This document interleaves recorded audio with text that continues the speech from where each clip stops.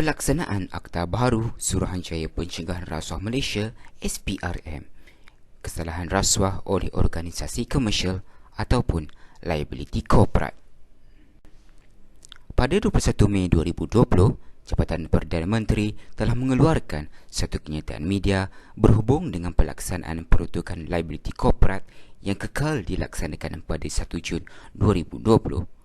Menurut kenyataan media ini, kerajaan komited dalam usaha memerangi rasuah, memperbaiki integriti dan melaksanakan urus tadbir yang baik. Tidak kira sama ada usaha itu dilaksanakan di peringkat jabatan kerajaan, sektor swasta maupun dalam kalangan masyarakat sivil. Pewartaan peruntukan ini telah menetapkan pelaksanaan prinsip liability corporate yang membabitkan organisasi komersial. Warga indahan sekalian, apakah yang dimaksudkan dengan Seksyen 17A? Seksyen 17A merupakan peruntukan baharu dalam Akta SPRM 2009. Seksyen 17A Akta SPRM 2009 ialah kesalahan rasuah oleh organisasi komersial. Dalam erti kata lain, peruntukan ini menetapkan bahawa adalah menjadi satu kesalahan bagi organisasi komersial sekiranya mana-mana pekerja atau pihak bersekutu melakukan perbuatan rasuah bagi faedah organisasi tersebut. Akta baharu ini diluluskan oleh Parlimen pada 5 April 2018.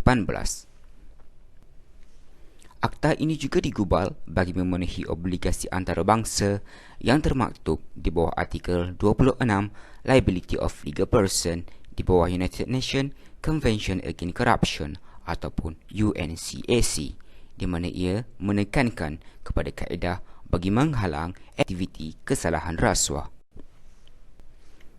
Terdapat 3 objektif pelaksanaan Akta SPRM yang baharu ini. Pertama, menggalakkan aktiviti perniagaan dijalankan secara jujur dan bebas daripada rasuah. Yang kedua, menggalakkan organisasi komersial melaksanakan langkah pencegahan rasuah dalam organisasi. Dan yang terakhir, mempromosikan tadbir urus baik dan pematuhan undang-undang pencegahan rasuah. Di bawah akta ini, terdapat 8 subsection yang berkaitan dengan kesalahan tersebut.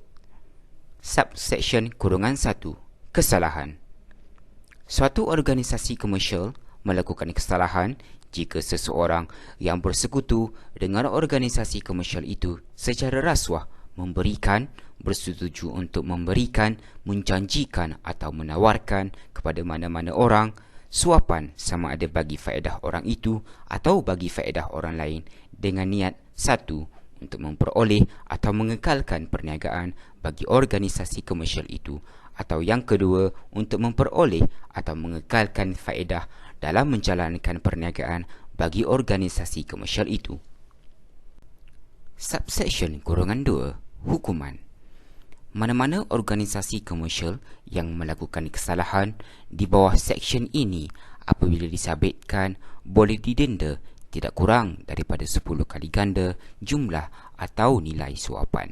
Jika suapan itu dapat dinilai atau dalam bentuk wang atau RM1 juta mengikut mana-mana yang lebih tinggi, atau dipenjarakan selama tempoh tidak melebihi 20 tahun atau kedua-duanya sekali. Subsection (3) Kesalahan dan pembelaan. Jika sesuatu kesalahan dilakukan oleh organisasi komersial, seseorang yang menjadi pengarah, pegawai atau perkongsinya atau yang terlibat dengan pengurusan hal ehwalnya pada masa kesalahan itu dilakukan disifatkan telah melakukan kesalahan itu, melainkan jika orang itu membuktikan bahawa kesalahan itu dilakukan tanpa keizinannya dan bahawa dia telah menjalankan segala usaha yang wajar dilakukannya untuk menghalang pelakuan kesalahan itu. Subsection (4) Pembelaan. Jika suatu organisasi komersial dipertuduh bagi kesalahan yang disebut dalam subsection (1), menjadi pembelaan bagi organisasi komersial itu untuk membuktikan bahawa organisasi komersial itu mempunyai tata cara yang mencukupi untuk menghalang orang yang bersekutu dengan organisasi komersial itu daripada melakukan perbuatan itu. Subsection -5 garis panduan. Menteri hendaklah mengeluarkan garis panduan yang berhubungan dengan tata cara yang disebut dalam subsection -4. Subsection -6 orang yang bersekutu. Bagi maksud seksyen ini, seseorang itu bersekutu dengan organisasi komersial jika dia ialah seorang pengarah, pekongsi atau pekerja organisasi komersial itu, atau dia ialah orang yang melaksanakan perkhidmatan untuk atau bagi pihak organisasi komersial itu.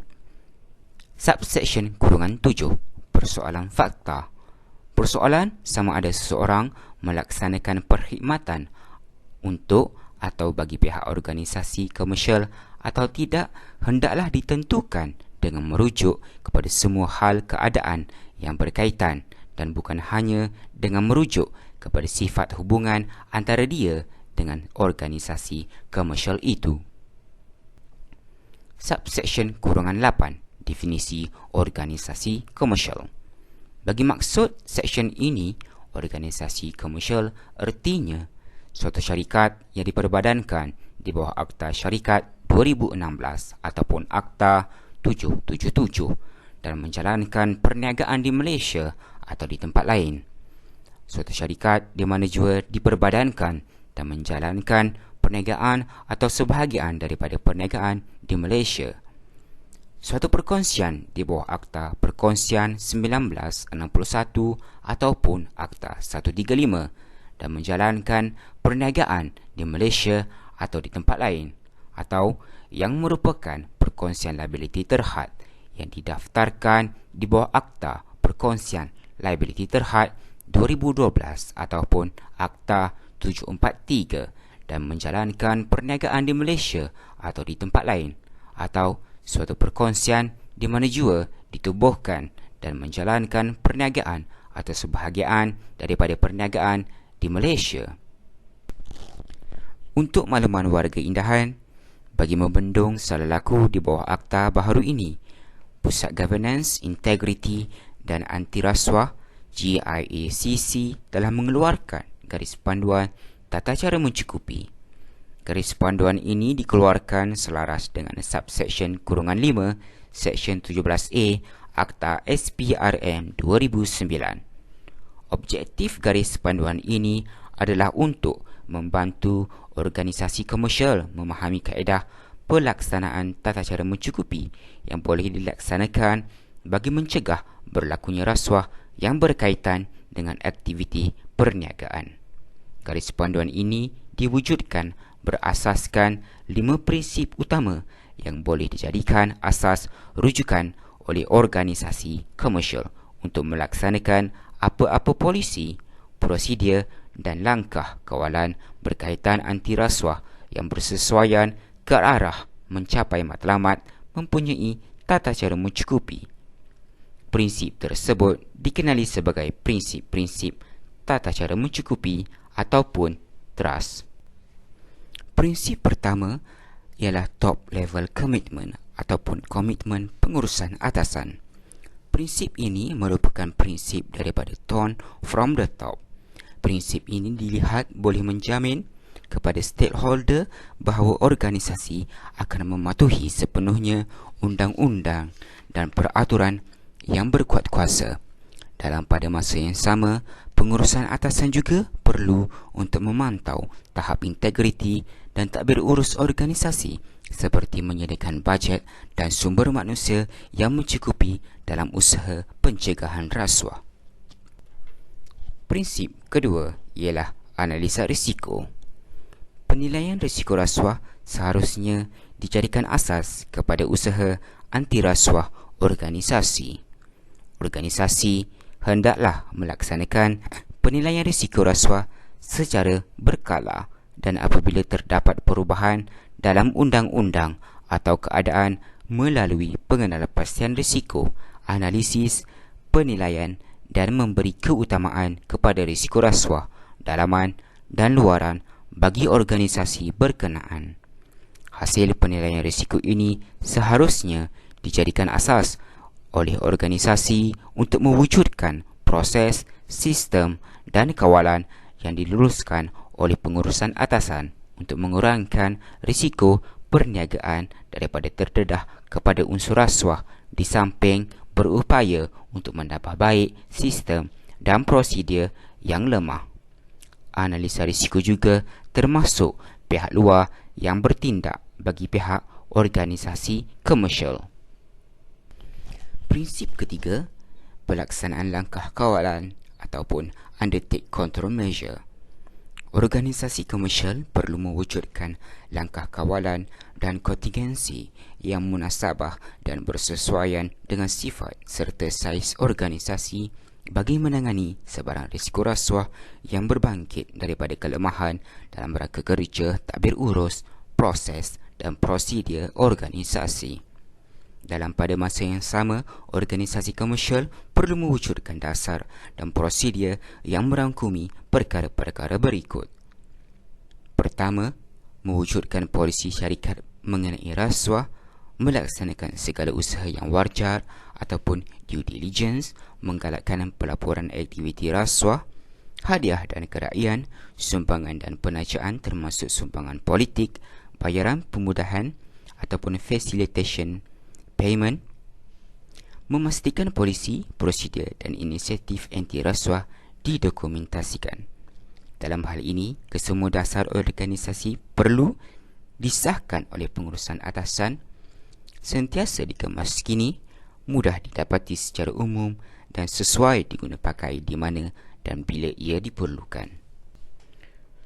Prinsip keempat, pemantauan, penilaian dan penguatkuasaan secara sistematik. Pengurusan atasan perlu memastikan penilaian secara berkala dilaksanakan bagi menilai prestasi, kecekapan dan keberkesanan program anti rasuah dan memastikan program tersebut dikuatkuasakan. Penilaian tersebut boleh dilaksanakan melalui audit dalaman atau audit yang dilaksanakan oleh pihak luar. Hasil penilaian boleh dijadikan asas untuk memantapkan usaha-usaha kawalan anti rasuah sedia ada di organisasi. Prinsip kelima, latihan dan komunikasi. Organisasi komersial perlu membangunkan dan menghebahkan maklumat berhubung sistem pengurusan anti rasuah melalui latihan dan komunikasi dalaman dan luaran. Bagi aspek komunikasi berhubung dasar, dasar anti rasuah organisasi perlu dipaparkan secara umum dan dihebahkan sewajarnya kepada semua kaki tangan dan pihak bersekutu dalam perniagaan. Manakala latihan pula, organisasi komersial perlu menyediakan latihan secukupnya kepada pekerja dan pihak bersekutu dalam perniagaan bagi memastikan kefahaman mereka berhubung pendirian organisasi terhadap aspek anti rasuah. Sekian, terima kasih.